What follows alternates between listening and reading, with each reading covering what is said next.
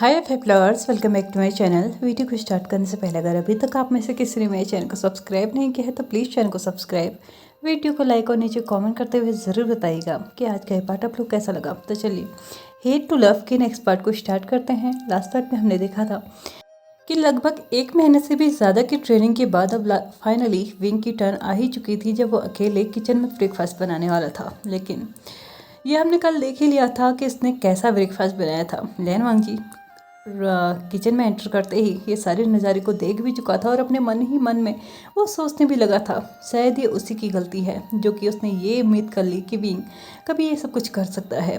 आखिरकार एक ऐसा इंसान जो कि हमेशा से सिर्फ ऑर्डर देना जानता हो वो काम करना कैसे सीख जाएगा। यहाँ पे लैन वांग जी विंग से बोलता है, ठीक है तुम जाके डाइनिंग एरिया की तरफ सफाई करो, मैं ब्रेकफास्ट बना के लाऊंगा। वैसे भी काफ़ी कम टाइम है तो हमारे पास ज़्यादा टाइम नहीं है वेस्ट करने के लिए, इसलिए मैं नॉर्मल सा ही ब्रेकफास्ट बनाऊंगा। विंग ने एक मतलब ऐसी स्माइल दी थी जहाँ पे वो नर्वस भी था बट खुश भी था कि उसको अब ब्रेकफास्ट बनाना नहीं है, इसलिए वो बाहर जा चुका था। और लैन वांग जी ने जल्दी से सिंपल तरीके से ही सैंडविचेस बनाना स्टार्ट किया था और उसी के साथ उसने कॉफ़ी भी बनाई थी। यहाँ से ये लोग जा चुके थे अपने कॉलेज के लिए। कॉलेज विंग रोज की ही तरह पूरी तरीके से ड्रेस्ड होके आया था। अपनी ड्रेस यूनिफॉर्म पहन के आया था।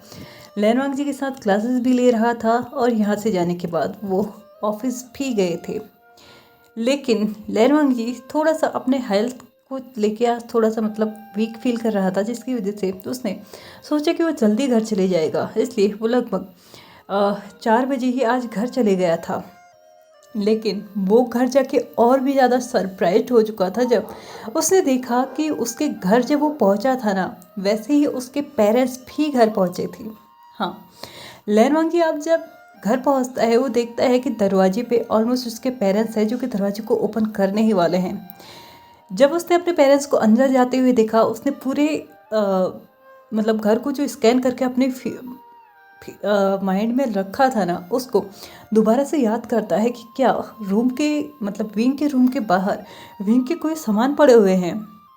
वो अच्छे से याद करता है, उसके बाद सोचता है नहीं ऐसा कुछ नहीं है, बस मेरे ख्याल से बर्तन होंगे जो कि हमने दो चीज़ें यूज़ की हैं, उससे में थोड़ा बहुत हो सकता है। और गेस्ट रूम मुझे सबसे पहले जाके उसको लॉक करना होगा। यहाँ पे लैन वांग जी ने अपनी स्पीड बनाई और अपने पेरेंट्स के पास पहुँचा, उनसे ग्रीट किया। उन्हें इतने दिनों के बाद मिल रहे थे तो अब कौन सी बात है, उन्हें टाइटली हग भी किया। उन्हें इवनिंग के टाइम पे थोड़ा बहुत स्नैक्स वगैरह, नाश्ता पानी जो कुछ भी होता है वो सब कुछ किया। यहाँ पे लगभग 5:30 बज चुके थे। विंग ऑफिस में था और लैन वांग जी घर में ये सोच रहा था कि काश विंग आज घर ही ना आए। उसने फाइनली अपने पेरेंट्स को थोड़ी देर के रेस्ट के लिए उनके रूम में भेज दिया था और खुद जाके उसने गेस्ट रूम को लॉक कर दिया था ताकि वो वहाँ जाके ना चेक कर सके कि आखिर अंदर क्या चल रहा है। हालांकि उसने अंदर जाके पहले ही जो बिस्तर पे उसने ब्लैंकेट बिछाए हुए थे, बिस्तर को सॉफ्ट करने के लिए उनको हटा दिया था। कबर्ड्स को भी अच्छे से लॉक कर दिया था। लेकिन बाथरूम जो कि आज सुबह ही यूज़ हुआ है और अच्छे से समझ में आ जाता है कि बाथरूम सुबह यूज़ किया है या नहीं किया है, किस तरीके की हालत है कमरे की। एक यूज्ड रूम और एक अनयूज्ड रूम अंतर साफ पहचान में आता है, इसलिए लैन वांग जी ने उसको लॉक कर दिया था ताकि उसके पेरेंट्स अगर वहाँ पे जाए भी तो उसके सामने जाए ताकि वो चीज़ों को संभाल सके। यहाँ पे लैन वांग जी जब अपने रूम में पहुँचता है, उसने सबसे पहले विंग को कॉल करने की सोची। विंग ने कॉल नहीं उठाया था। दोबारा कॉल किया, विंग ने फिर भी कॉल नहीं उठाया। विंग जब तीसरी बार लैन वांग जी कॉल करने के बारे में सोच रहा था तो विंग बिजी आ रहा था। अब ये पता नहीं क्यों था, मे बी वो कॉल कट कर रहा था या फिर वो सच में बिजी था। लेकिन लैन वांग जी को यहाँ पे विंग को बताना ज़रूर था कि उसके पेरेंट्स आए हुए हैं तो वो यहाँ पे नहीं आ सकता है। थोड़ी देर के बाद उसने फिर से ट्राई किया और इस वक्त विंग का फ़ोन स्विच ऑफ आ रहा था। लैन वांग जी के पास आखिर कोई और चीज़ नहीं बची थी, इसलिए उसने उसके फ़ोन में मैसेज किया था कि वो घर ना आए क्योंकि उसके पेरेंट्स आए हुए हैं। लेकिन विंग का फ़ोन जो था ना वो ऑफ हो चुका था फ़िलहाल के लिए, लेकिन कब ऑन होगा ये कोई नहीं जानता था। लेकिन हाँ, लैन वांग जी के पास 8 बजे तक का पूरा टाइम था। वो बार बार ट्राई कर रहा था लेकिन बार बार विंग का फ़ोन ऑफ ही जा रहा था। लेनवांग जी ने रिसेप्शन पे भी कॉल करने की सोची, बट यहाँ पे ऑलमोस्ट 6 साढ़े 6 हो चुके थे और वहाँ पर से रिसेप्शनिस्ट भी जा चुकी होगी और नाइट ड्यूटी पे कोई रहता नहीं है, जिसकी वजह से बस वहाँ रिंग जा रही थी बट कोई कॉल उठा नहीं रहा था। और लेनवांग जी अपने आप को एक कर्ज लग करने लगा था कि जिस वक्त उसने विंग को कॉल किया था उस वक्त अगर वो रिसेप्शनिस्ट पे कॉल करता तो शायद वो विंग को इन्फॉर्म कर सकती थी, विंग कॉल अटेंड कर सकता था, बट नहीं। यहाँ पे अब लेनवांग जी के पास कोई चॉइस भी नहीं बची थी। वो बस इंतज़ार कर सकता था कि कब विंग उसको बैक कॉल करेगा। हालांकि उसको उम्मीद कम ही थी, क्योंकि विंग हमेशा भले ही उसके मैसेजेस पढ़ लेता था, कभी भी उसे बैक कॉल नहीं करता था जब तक उसको ज़रूरी काम खुद से ना हो। ये आदत विंग की मतलब इन 1 महीने और 1 हफ्ता मतलब जो वहाँ पे लेनवांग जी रहा था तब से अभी तक की विंग की आदत बन चुकी थी कि अगर उसको काम है तो वो कॉल करेगा, वरना ना ही वो लेनवांग जी का कॉल उठाता था और ना ही लेनवांग जी के कॉल को वो बैक कॉल करता था। बस उसके मैसेजेस को रीड किया करता था, जिसकी वजह से लेनवांग जी के पास अब सिर्फ एक ही होप बची हुई थी कि विंग ऑफिस से निकलने से पहले उसके मैसेज को चेक कर ले। और यहाँ पे लेनवांग जी को लग रहा था कि शायद विंग ने उसके कॉल की वजह से परेशान होके फ़ोन को ऑफ़ किया है। ऑफ कोर्स सी बात है, जब वो ऑफिस से निकलेगा बाहर तो वो उसको ज़रूर चेक करेगा। लेनवांग जी के पेरेंट्स फाइनली 6 बजे उठ चुके थे, रेस्ट करने के बाद अब वो बाहर आ चुके थे। लेकिन बाहर आते ही उन्होंने सबसे पहले जो नोटिस किया था ना, वो एंट्रेंस पे 2 जोड़े जो होम स्लीपर रखे हुए थे ना, वो एक तो लेनवांग जी के थे, ठीक है, बट ये दूसरे किसके थे? क्योंकि वो अपने होम स्लीपर्स लेके गए थे, तो यहाँ पे 2 जोड़े क्या कर रहे हैं? और उन्हें देख के आसानी से कोई भी कह सकता है कि नए हैं, बट इनको यूज़ भी किया गया है, मतलब ये किसी और के हैं। यहाँ पे लेनवांग जी जब अपने रूम से बाहर आता है तो उसके पेरेंट्स उसकी तरफ देख रहे थे, और उसके बाद लेनवांग जी के पेरेंट्स लेनवांग जी से पूछते हैं कि ये होम स्लीपर्स जो सेकंड वाले पैर है वो किसका है? तो यहाँ पे लेनवांग जी बहुत ज़्यादा मतलब वरीड होने लगा था कि अब वो क्या बोले। लेकिन यहाँ पे बात को संभालते हुए उसने बोला कि एक्चुअल में वो मार्केट गया था तो उसे ये पसंद आए थे, इसलिए उसने ये ले लिए, ये मेरे ही हैं। बट यहाँ पे जब लेनवांग जी के पेरेंट्स ने नज़दीक जाके देखा तो वो एक साइज़ बड़ा था। यहाँ पे लेनवांग जी के डैड लेनवांग जी से पूछते हैं कि ये तुम बड़े स्लीपर्स कब से पहनने लगे? बचपन से आज तक तुमने कभी भी कोई भी चीज़ ऐसी नहीं पहनी जो तुम्हें फिट नहीं आती है। तो यहाँ पे लेनवांग जी नर्वसली स्माइल करते हुए बोलता है, डैड ये एक स्लीपर है, मैं कैसे भी पहन सकता हूँ, मुझे वो बस पसंद आए तो मैंने ले लिया। यहाँ पे वांग जी की मॉम वांग जी को देखते हुए बोलती हैं, ऐसा भी कोई स्पेशल नहीं है इसमें, एनीवेज तुम्हें पसंद ही आए हैं तो हम क्या ही कर सकते हैं। ऐसा कहते हुए वो किचन की तरफ बढ़ने लगती है। लेकिन लेनवांग जी को याद आता है कि सुबह सुबह जब वो कॉलेज के लिए निकले थे उन्होंने ब्रेकफास्ट बनाया तो था, बट यहाँ पे उन्होंने डिशेज भी साफ़ की थी, लेकिन जो गंदगी विंग ने किचन में फैला के रखी थी ना, टाइम की कमी होने की वजह से वो उसको अच्छे से मतलब समेट नहीं पाए थे। इसलिए अपनी माँ को रोकते हुए लेनवांग जी बोलता है, मॉम आप किचन में नहीं जा सकती। लेनवांग जी ने जैसे ही ये बोला तो वांग जी की मॉम वांग जी की तरफ देखते हुए बोलती है, क्या, लेकिन क्यों? लेनवांग जी को समझ में आता है कि उसने अभी अभी क्या बोला है, तो वो अपने शब्दों को कवर अप करने के लिए अपनी मॉम से बोलता है, एक्चुअल में सुबह वो जल्दी में था जिसकी वजह से वो किचन को अच्छे से साफ़ नहीं कर पाया है, इसलिए आप लोग यहाँ पे बैठिए, मैं किचन साफ़ कर देता हूँ। तो यहाँ पे वांग जी की मदर हंसते हुए बोलती हैं, इट्स ओके, मैं साफ़ कर सकती हूँ। लेकिन वांग जी को सीन याद था किचन का, कहाँ पे क्या फैला हुआ था, कहाँ पे क्या पड़ा हुआ था। वेजिटेबल्स के जो छिलके होते हैं वो पड़े हुए थे, वो रोस्टेड टोस्ट पड़े हुए थे, पता नहीं क्या क्या चीज़ें थीं जो ऐसे ही पड़ी हुई थी। और उसकी मॉम अच्छे से जानती थी कि लेनवांग जी इतनी केयरलेसली काम कभी नहीं करता है। हाँ गंदगी होगी तो भी हो सकता है थोड़ी बहुत हो, लेकिन यहाँ पे जब उसको वहाँ का सीन याद आता है तो वहाँ पे गंदगी नहीं, उस कमरे को यानी कि किचन को विंग ने सुबह सुबह डस्टबिन बना के रखा था, जिसको टाइम नहीं पड़ा लेनवांग जी को कि वो उसे साफ़ कर सके, इसलिए अभी उसे साफ़ करना होगा। तो यहाँ पे लैनवांग जी अपनी माँ की तरफ हंसते हुए बोलता है, आप अभी अभी आई हैं तो आप प्लीज़ रेस्ट कीजिए, मैं काम कर लूँगा, और वैसे भी खाना तो मैं आपके ही हाथ से खाऊंगा ना। ऐसा कहते हुए वो अपनी मॉम को डाइनिंग एरिया पे बैठा के डाइनिंग टेबल की चेयर पे बैठा के खुद किचन में जा चुका था। वहाँ पे जाके उसने अपनी स्प्रीड 100 से ज़्यादा कर ली थी सफाई करने के लिए, क्योंकि उसे पता है भले ही उसने अपनी मदर को बैठा तो दिया है लेकिन उसकी माँ कभी भी किचन में आ सकती है, और इस हालत को देखते हुए वो और भी ज़्यादा सस्पेक्ट रहेंगी, क्योंकि यहाँ पे पहले ही वो एक पैर स्लीपर्स का देख के ये बोल चुकी हैं कि ये लैनवांग जी के नहीं हैं। अब कौन सी बात है, लैनवांग जी एक साइज़ बड़ा स्लीपर कब से पहनने लगा, लेकिन यहाँ पे वो दोबारा से इस चीज़ का मौका उसे नहीं देना चाहता है, इसलिए वो उसने जल्दी से 15 मिनट के अंदर ही सारे किचन को क्लीन कर दिया था, और फाइनली वो किचन से बाहर आ चुका था। लगभग 7:30 बज चुके थे। वांग जी की मदर ने डिनर रेडी कर दिया था, वो सभी लोग खाने की तैयारी पे थे, लेकिन वांग जी की नज़रें ना बस एंट्रेंस पे थी। विंग अभी आया, विंग ने अभी दरवाज़ा खोला, विंग ने अभी नॉक किया, विंग ने अभी बेल बजाई। इस चीज़ के चलते ना उसकी हार्ट बीट इतनी तेज़ थी ना, उसको खुद भी समझ में नहीं आ रहा था कि एक्चुअल में इस वक्त वो किस सिचुएशन में है। लैनवांग जी पूरी तरीके से डरा हुआ था, क्योंकि वो भी अच्छे से जानता है विंग का फर्स्ट इम्प्रेशन उसके पेरेंट्स के सामने कैसा रहा है। इस वक्त वो कोई तमाशा नहीं चाहता था। ऑफ कोर्स सी बात है, वो विंग से भी कुछ नहीं कह सकता था, वो अपने पेरेंट्स से तो कुछ कह ही नहीं सकता था। विंग से एक पल के लिए शायद कह भी दे, लेकिन अपने पेरेंट्स से नहीं कह सकता। इसलिए वो अपने एंड से पूरी कोशिश कर रहा था कि विंग जैसे ही घर में एंटर होना, वो उसी वक्त उसको बाहर फेंक दे।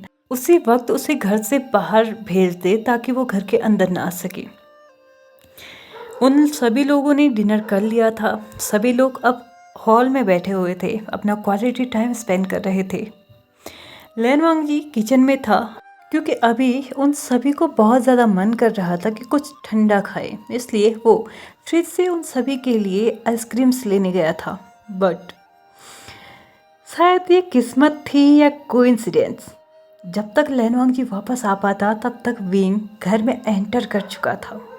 हाँ, विंग घर में एंटर कर चुका था, लेकिन अभी तक उसने जब एंटर किया, उसने अपने शूज़ निकाले, अपने होम स्लीपर्स को पहन के वो लिविंग एरिया में आ चुका था। बट अनलकीली उसने अभी भी वांग जी के पेरेंट्स को नोटिस नहीं किया था। बट कोई घर का दरवाज़ा खोल के अंदर आ जाए और लिविंग एरिया में बैठे हुए पर्सन उसको नोटिस ना करे, ऐसा तो नहीं हो सकता ना। वांग जी के पेरेंट्स ने उसे नोटिस कर लिया था। यहाँ पे जैसे ही वांग जी के पेरेंट्स उसे देखते हैं तो वो सबसे पहला एक्शन जो उनके फेस पे था ना, वो था गुस्से का। वांग जी भी अभी तक बाहर आ चुका था, और अब उसका जो पैनिक वाला मोड था ना, वो हाई लेवल पे था। क्यों? क्योंकि एक तो विंग घर के अंदर आया बिना नॉक किए। मानता हूँ मैंने उसकी कीज़ दी हैं, बट फिर भी आज ऐसा नहीं होना चाहिए था।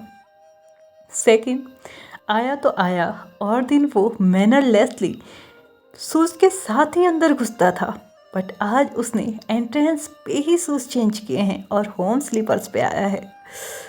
और थर्ड, आ भी बिल्कुल ऐसे रहा है जैसे कि इसी का घर हो। खैर, विंग है, जहाँ जाता है वो उसी का हो जाता है।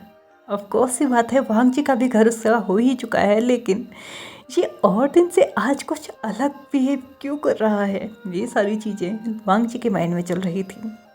वांग जी के पेरेंट्स ने अब फाइनली विंग को नोटिस कर लिया था कि ये कौन है, और वो जो गुस्सा उनके मुंह पे था ना, उनके फेस पे था ना, फाइनली उनके मुंह के द्वारा बाहर निकला। वांग जी की माँ चिल्लाते हुए बोलती है, वी फुजियान, तुम यहाँ पे क्या कर रहे हो? ये एक गूंजती सी जो आवाज़ थी ना, इसने फाइनली विंग का ध्यान खींचा उसकी तरफ जहाँ से आवाज़ आई थी। और जैसे ही सामने उसने उन दो इंसानों को खड़ा देखा ना, उसके हाथ से तो उसका स्विच ऑफ पड़ा हुआ फ़ोन और वो गिरने ही वाला था। उसने एक पल के लिए वांग जी के पेरेंट्स को देखा, दूसरे पल के लिए वांग जी को देखा, फिर वांग जी के पेरेंट्स को देखा, और फिर वांग जी को देखा। ऐसा उसने कम से कम 5 से 6 बार किया, ये जानने के लिए कि आखिरकार यहाँ पे चल क्या रहा है, क्या वो सपना देख रहा है। वांग जी छोटे छोटे स्टेप्स लेते हुए अपने पेरेंट्स के पास पहुंचता है और वहां पहुंचने के बाद उसने टेबल पे ट्रे रखी जिसमें उसने 3 कप आइसक्रीम के रखे हुए थे। वांग जी पूरी तरीके से ऊपर उठ ही पाता उससे पहले ही उसकी माँ उससे पूछ पड़ती हैं कि आखिरकार ये क्या चल रहा है। तो यहाँ पे वांग जी अपने पेरेंट्स को शांत करते हुए बोलते हैं, मैं आप दोनों को एक्सप्लेन करूँगा, प्लीज़ आप शांति से बैठ जाइए, जैसा आप सोच रहे हैं ऐसा कुछ भी नहीं है। यहाँ पे विंग को देखते हुए लैन वांग जी की माँ बोलती हैं, अच्छा ये यहाँ पे हम लोग के सामने खड़ा है और तुम बोल रहे हो कि कुछ भी नहीं है, ये यहाँ पे कर क्या रहा है, ये हमारे घर में कैसे आ चुका है। तो यहाँ पे वांग जी जल्दी से अपने माइंड में प्रेशर डालता है और एक छोटा मोटा सा आइडिया निकालता है। तो यहाँ पे वांग जी उसको बोलता है, एक्चुअल में विंग कल मेरे घर पे आया था, उसे कुछ इम्पोर्टेंट काम था, स्टडी में हेल्प चाहिए थी, इसलिए वो यहाँ पे आया था और इस चक्कर में वो अपने कुछ नोट्स यहीं पे भूल चुका था और आज उसे वो लेने ही आया था, इसलिए वो यहाँ पे आया है। यहाँ पे वांग जी के पेरेंट्स मानने के लिए तैयार तो नहीं थे, लेकिन वो अच्छे से जानते थे कि वांग जी उनसे कभी झूठ नहीं बोलता। हाँ, ये बात सच थी कि वांग जी उनसे कभी झूठ नहीं बोलता, बट विंग की वजह से आज वो ये भी कर रहा है। इसलिए लैन वांग जी के पेरेंट्स लैन वांग जी को वार्न करते हैं कि दोबारा ये इस घर में नहीं आना चाहिए। आज तुमने इसे बुलाया है, ठीक है, कोई बात नहीं है, लेकिन ये दोबारा इस घर में नहीं आएगा। लैन वांग जी उन दोनों को श्योर करता है कि ठीक है वो नहीं आएगा, पक्का नहीं आएगा। ऐसा कहते हुए वो विंग से बोलता है कि प्लीज़ घर के बाहर वेट करो, मैं तुम्हारे नोट्स वहीं लेके आ रहा हूँ। विंग बिना कुछ बोले ही जल्दी से घर के बाहर चले जाता है। लैन वांग जी जल्दी से अपने रूम में जाता है, उन कीज़ को लेता है जो कि उसके विंग के पेरेंट्स ने उसे दी थी एक नए घर की, उन्हें लेता है, अपने पॉकेट में रखता है और ऐसे ही कुछ नोट्स उठा के जल्दी से नीचे आने लगता है। वहाँ आने के बाद वो विंग के पास पहुँचता है। वहाँ पे जाके वो चिल्लाते हुए बोलता है, क्या तुम मुझे बताओगे कि तुम्हारा फ़ोन ऑफ क्यों पड़ा हुआ है? मैंने तुम्हें कितने कॉल किए हैं विंग, तुमने एक कॉल का भी आंसर नहीं किया और मेरे मैसेजेस का भी आंसर नहीं किया। मैंने तुम्हें कब का बता दिया है कि मेरे पेरेंट्स घर पे आए हुए हैं, लेकिन फिर भी तुम इस फ़ोन को पता नहीं ऐसे क्यों रखते हो। मुझे समझ भी नहीं आता कि तुम कभी मेरी कॉल्स का आंसर दे भी दोगे तो क्या कौन सा पहाड़ टूट जाएगा। यहाँ पे लैन वांग जी फुल स्पीड में विंग को बस डांटे ही जा रहा था और विंग अचानक से उसके हाथ को पकड़ता है और थोड़ा टाइटली पकड़ता है, जिसकी वजह से लैन वांग जी एकदम रुक चुका था। और उसके बाद विंग बोलता है, ओके स्टॉप, अब तुम्हारा हो चुका हो तो मैं बोलूँ। एक्चुअल में फ़ोन स्विच ऑफ मैंने किया नहीं है, वो स्विच ऑफ हुआ है, उसमें बैटरी नहीं है। तो यहाँ पे लैन वांग जी विंग की तरफ एंग्रीली देखता है और उसके बाद बोलता है, और ये चार्ज क्यों नहीं है? क्या तुम मुझे बताओगे कि तुम्हारे फ़ोन में बैटरी क्यों नहीं है? तो यहाँ पे विंग आंसर करते हुए बोलता है, मेरे पास चार्जर नहीं था। तो यहाँ पे लैन वांग जी आंसर करते हुए बोलता है, पावर बैंक तो होगा ही ना। तो यहाँ पे विंग आंसर करते हुए बोलता है, थोड़ा सा उसको टीज करते हुए, हाँ बिल्कुल, तुम्हें पता है जब से मैं इस घर में आया हूँ ना, मुझे ये पता ही नहीं है कि मेरे पास एक फ़ोन भी है। इसका कोई काम मुझे समझ ही नहीं आता है। सुबह उठता हूँ, मुझे सफाई करनी होती है, खाना बनाना होता है, बर्तन साफ करने होते हैं, फिर कॉलेज जाना होता है। वहाँ पे तुम मुझे एक मिनट के लिए छोड़ते नहीं हो, तो मैं अपने फ़ोन को कहाँ यूज़ करूँगा। उसके बाद हम ऑफिस जाते हैं, वहाँ पे भी तुम्हारी गिद्ध जैसी निगाहें मेरे ऊपर होती हैं, जिसकी वजह से फ़ोन चलाना तो दूर की बात, मैं फ़ोन को देख तक नहीं सकता। फिर हम घर आते हैं, खाना खाते हैं, उसके बाद हम लोग अपनी पढ़ाई करते हैं और तब तक मैं थक चुका होता हूँ, तो फ़ोन की तरफ ध्यान देने का मेरे पास टाइम नहीं होता है। और जब इस फ़ोन का मेरे पास कोई काम ही नहीं है तो मैं इसे चार्ज क्यों रखूँगा, बताओ जरा। लैन वांग जी अपनी आंखों को रोल करते हुए विंग की तरफ देखते हुए बोलता है, स्टॉप इट, और नेक्स्ट टाइम प्लीज़ अपने फ़ोन को ऑन रखना और मेरे मैसेजेस या कॉल्स का आंसर कर देना, एहसान होगा तुम्हारा। वरना आज मुझे तो ये भी नहीं पता कि डैड और मॉम अच्छे से कन्विंस हुए हैं या नहीं, या उन्हें अभी भी मुझ पे डाउट होगा। तो यहाँ पे विंग लैन वांग जी की तरफ देखते हुए बोलता है, ऐसी भी कोई बहुत बड़ी बात नहीं है, आखिरकार तुमने बोला ना कि मैं यहाँ पे अपने नोट्स लेने आया हूँ। तो यहाँ पे लैन वांग जी बोलता है, ऐसी बात नहीं है, मेरे पेरेंट्स हर एक छोटी से छोटी चीज़ें नोटिस करते हैं, तुम्हारे स्लीपर्स वो ऑलरेडी नोटिस कर चुके थे। उसके ऊपर से मुझे यकीन है कि उन्होंने ये भी नोट किया होगा कि तुमने अपने कीज से डोर को ओपन किया था। आने के बाद तुमने शूज़ खोले थे और उन स्लीपर्स को पहना था जिनको मैंने बोला था कि मैं अपने लिए लेके आया हूँ। मैं श्योर हूँ उन्होंने हर एक चीज़ नोटिस की होगी। जो भी है, फिलहाल के लिए तुम अपने घर जाओ। तो यहाँ पे लेनवांग जी को आग दिखाते हुए विंग बोलता है, बिल्कुल नहीं, मैं घर नहीं जा रहा। तो यहाँ पे लेनवांग जी बोलता है, अच्छा तो तुम्हें कहाँ जाना है? अगर तुम चाहो तो यहाँ पे सड़क पे सो सकते हो। तो यहाँ पे विंग बोलता है, तुम्हें पता है ना मेरे पेरेंट्स मुझे उस घर में फ़िलहाल के लिए अलाउ नहीं करेंगे। तो यहाँ पे लेनवांग जी उसको चाबी देता है और उसके बाद बोलता है, मैं इस घर में जाने की बात कर रहा हूँ। विंग थोड़ा सा शॉक्ड होके लेनवांग जी से पूछता है, क्या तुम सच में मुझे घर से निकाल रहे हो? तो यहाँ पे लेनवांग जी उसको याद दिलाते हुए बोलता है, क्या तुम भूल चुके हो कॉन्ट्रैक्ट में एक पॉइंट ये भी था कि जब मेरे पेरेंट्स घर पे आएंगे, भले ही रात के 12 ही क्यों ना बजे हो, तो ही क्यों ना बजे हो, तुम्हें इस घर से बाहर निकलना होगा। और वैसे भी अभी ज़्यादा टाइम भी नहीं हुआ है, 8 साढ़े 8 ही तो बजा है, तुम ड्राइव करके जा सकते हो, ज़्यादा दूरी पे नहीं है, 10 मिनट पहुंच जाओगे। ऐसा कहते हुए उसने विंग को वो बुक्स भी पकड़ा दी थी जो कि वो खाली बहाना बनाते हुए लाया था कि ये नोट्स हैं, और वो चाबी भी, और साथ ही में उसको जल्दी से धक्का देते हुए उसके कार तक ले गया, कार का डोर ओपन किया और ड्राइविंग सीट पे जबरदस्ती उसको बैठा दिया, और उसके बाद बोला, जल्दी जाओ और हाँ सेफली ड्राइव करना। ऐसा कहते हुए वो यहाँ से जा चुका था, और विंग जो कि ये सोच रहा था, किस नमूने के साथ शादी हो गई। वैसे ये लाइन किसने बोलनी चाहिए थी, विंग ने या लेनवांग जी ने? खैर हमें क्या, यहाँ तो दोनों ही नमूने हैं, हमें तो बस मतलब है तो हमारे पार्ट को ख़त्म करने से। तो चलिए फ्रेंड्स, आज के इस पार्ट को हम यहीं पे ख़त्म करते हैं। वीडियो पसंद आए तो please like share subscribe and comment करते हुए जाइएगा। Thank you so much for watching my video and bye bye.